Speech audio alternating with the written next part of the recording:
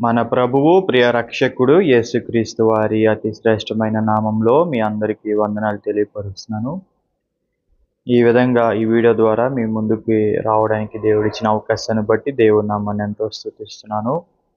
నా యొక్క ఆశ ఈ వీడియో ద్వారా ఏంటంటే ఒక వాక్యాన్ని మీతో పంచుకోవాలని నేను ఆశపడుతున్నాను. ఏమిటంటే ఆ వాక్యం లూకా వ్రాసిన సువార్త 4వ అధ్యాయంలో యేసుక్రీస్తు వారు 40 దినాలు ఉపవాసములు రాత్రి పగలు ఉండి సాతాను చేత శోధించబడతా ఉంటాడు. ఆ యొక్క దృక్పథాన్ని ఆ దృష్టాంతాన్ని మనం ఈరోజు చూస్తే ఈ వీడియోలో నేను కొన్ని విషయాలు చెప్పాలనుకుంటున్నాను. ఏంటంటే యేసుక్రీస్తు వారు స్వయంగా దేవుడు. మన విషయాన్ని చదవచ్చు. ఎక్కడ అంటే యోహాను 1:1 ఆయన వాక్యమై ఉన్న దేవుడని మనం చూస్తాం. అలాగే ప్రకటన గ్రంథంలో చూస్తే ఏమని ఉంటుందనంటే ఆయన ఆల్ఫా ఒమేగా, మొదటివాడు కడపటివాడు అని ఉంటుంది.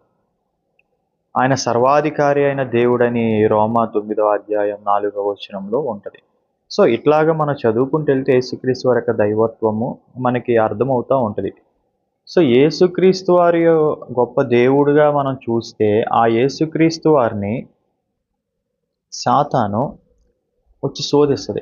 ఇప్పుడు 40 పగలు 40 రాత్రులు ఉపవాస ప్రార్థనలు ఉన్న తర్వాత సాధారణంగా మనం ఏమనుకుంటాం, ఉపవాసం ఉండి ప్రార్థన చేసుకుంటే ఇక మనల్ని ఎవరు తాకలేరు, సాతాను మనల్ని తాకలేదు, శోధించలేదు అని చెప్పి మనం అనుకుంటాం. కానీ దానికి రివర్స్లో ఇక్కడ జరిగింది.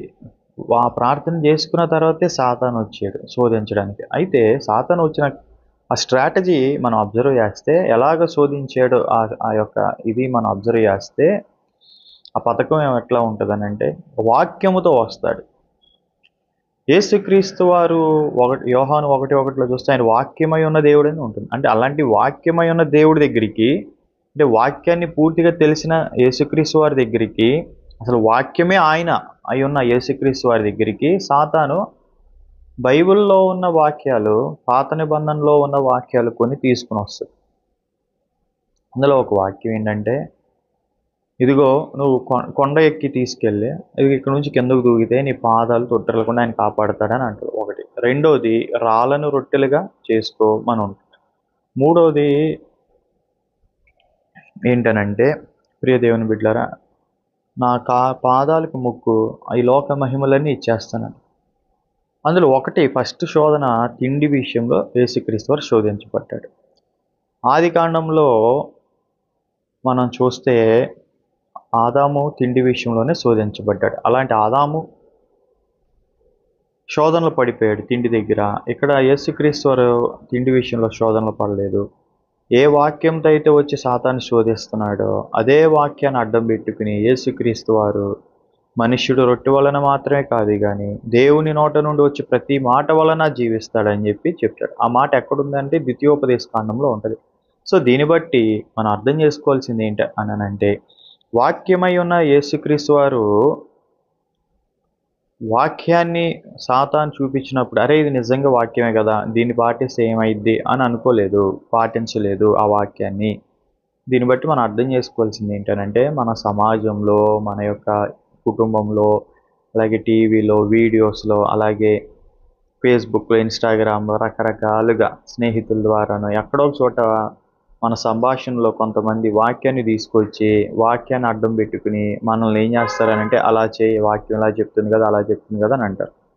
మనము భక్తిభావంతో ఏమనుకుంటామనంటే, ఈ వాక్యాన్ని నిజంగా అతను దేవుడి ప్రేరణతో చెప్పాడేమో అని అనుకుని పాటించేసే ప్రమాదం ఉంది. అయితే ఇక్కడ మనం పరీక్షించుకోవాల్సింది ఏంటంటే, యేసుక్రీస్తు వారు వాక్యాన్ని సాతాను చూపించినప్పుడు వెంటనే ఆ వాక్యానికి లోబడలేదు కానీ ఆ వాక్యము దేవుడి దగ్గర నుండి వచ్చిన వాక్యమా కాదా, ఆ పర్టికులర్ సందర్భంలో, ఆ పర్టికులర్ పీరియడ్లో ఈ వాక్యాన్ని యేసుక్రీస్తు వారు ఎందుకు పాటించలేదు అనే ఆలోచన మనం కూడా చేసుకుని, అది దేవుడి దగ్గర నుండి ఆ పర్టికులర్ సందర్భంలో ఆ వాక్యాన్ని ఆ సిచ్యువేషన్లో దేవుడు పాటించమని చెప్పలేదు. ఏంటిది? రాళ్ళను రొట్టెలుగా చేసుకోమని. అలాగే మన జీవితంలో ఎంతోమంది వాక్యంతో మన దగ్గరికి వస్తున్నప్పుడు ఆ వాక్యాన్ని మనం ఏం చేయాలంటే అది ఎవరి దగ్గర నుండి వచ్చిందో పరీక్షించుకోవాలి.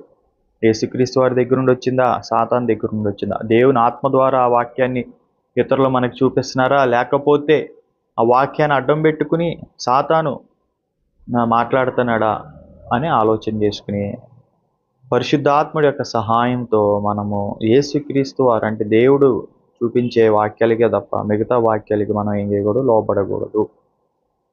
ఒకటి. రెండోది, యేసుక్రీస్తు వారిని సాతాను నువ్వు దేవుని కుమారుడు అయితే అని అంటాను. మనం ఇక్కడ అబ్జర్వ్ చేస్తే యేసుక్రీస్తు వారు నిజంగా దేవుని కుమారుడని వాక్యంలో సుస్పష్టంగా రాస్తుంది. మరి యేసుక్రీస్తు వారు అవును నేను దేవుని కుమారుడిని చెప్పు, నేను దేవుని కుమారుడని నిరూపించుకుంటాను నువ్వు చెప్పింది చేసి అని అనలా. ఎప్పుడు సాతాను వచ్చి నువ్వు దేవుని కుమారుడు అయితే చేయమని.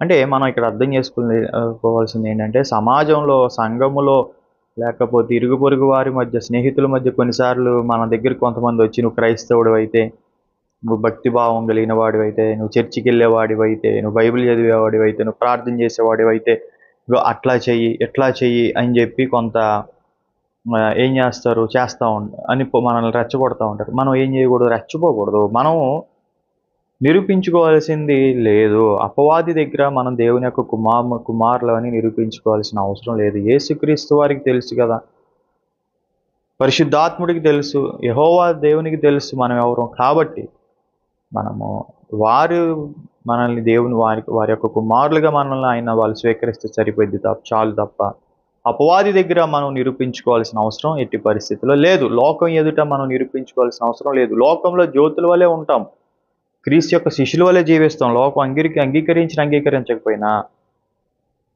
వాళ్ళకి దగ్గర నిరూపించుకోవాలని చెప్పి మనము వాళ్ళు పెట్టే ట్రాప్లో పడకూడదు. ప్రియ దేవుని బిడ్డలారా, అర్థం చేసుకోవాల్సిందిగా కోరుకుంటున్నాను. వాక్యాన్ని పాటించేటప్పుడు ఏ వాక్యం ఎవరి ద్వారా వస్తుందో మనం తెలుసుకొని చేయాలి. దానికి ఉదాహరణ ఒకటి చెప్తాను మీకు. ఒక ఆయన మంచిగా సేవ చేస్తాడు, తర్వాత ఏమైపోయాడనంటే వాక్యంలో, సామెతల గ్రంథంలో ఎవరికైనా మనోవ్యాకులత కలిగితే అతను ద్రాక్షరసం పుచ్చుకోవచ్చు కదా అని రాస్తుంది. కాబట్టి వాక్యంలో రాస్తుంది కదా, తప్పే ఉందిలే అనుకుంటే తాగేసాడు. అది చివరికి బానిస అయిపోయాడు, దేవుడి దగ్గర నుంచి తొట్టిల్లిపోయాడు. కాబట్టి ఆ వాక్యాన్ని నిజంగా ఏ దేవుడు చూపించాడా తాగమనంటే కాదు, అపవాది చూపించింది అతనికి, అందుకనే ఆ ట్రాప్లో పడ్డాడు. కాబట్టి వాక్యాల ద్వారా కూడా కొంతమంది శోధించబడతారు. కాబట్టి మనం ఏం చేయాలి, జాగ్రత్త పడాలి. ఏ దేవుని దగ్గర నుండి వచ్చిందా వాక్యము లేదా అని పరీక్షించుకుని మనం లోబడాలి. అలాగే సమాజంలో కొంతమంది మనల్ని దేవుని కుమారుడు అయితే, సేవకుడు అయితే, నువ్వు పాస్టర్ అయితే, లేకపోతే నువ్వు ఫలానా వాడివైతే, అలాగైతే ఇలాగైతే అది చేయది అని అంటారు. మనం ఏం చేయాలి, వాళ్ళకి చూపించుకోవాల్సిన అవసరం లేదు, దేవునికి చూపించుకుంటే చాలు. ఇలాగ మనల్ని మనం దేవుడి దగ్గర మనల్ని ఏం చేసుకోవాలి, యథార్థంగా మన భక్తిని కాపాడుకోవాలి. మన పాము వలె వివేకముగా, పావురం వలె నిష్కపటంగా ఉండే శోధనలు మనం ఏం చేయాలి, జయించాలి. యేసుక్రీస్తు వారు శోధన జయించడానికి 2 స్ట్రాటజీస్ మెయింటైన్ చేశాడు. 1 ప్రార్థన చేశాడు, 2 వాక్యంతో అపవాదిని ఎదుర్కొన్నాడు, 3 దేవునికి మాత్రమే లోబడ్డాడు కానీ అపవాదికి లోబడలేదు. మనం కూడా ఇదే చేయాలి. యాకోబు పత్రికలో ఒక మాట ఉంటుంది, ఏమని ఉంటుందని అంటే, మీరు దేవునికి లోబడుడి, అపవాదిని ఎదిరించుడి, అప్పుడు వాడు మీ వద్ద నుండి పారిపోతాడని రాస్తుంది. కాబట్టి శోధనలో మనం జయించాలంటే దేవునికి లోబడాలి. అప్పుడు అపవాది మన దగ్గర నుంచి పారిపోతాడు. యేసుక్రీస్తు వారిని అపవాది అక్కడి నుంచి వదిలేసేసి వెళ్ళిపోయాడు.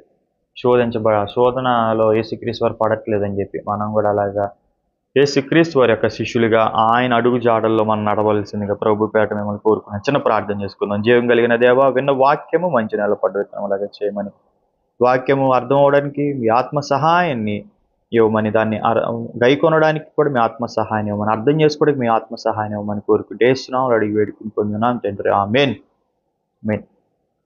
సబ్స్క్రైబ్ చేసుకోగలరు, షేర్ చేసుకోగలరు. దేవుడు ప్రేరేపిస్తే మీరు నాతో పర్సనల్గా మాట్లాడగలరు.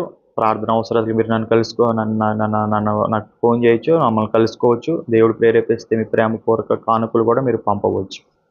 మీ అందరికీ ప్రభు పేరిట వందనాలు.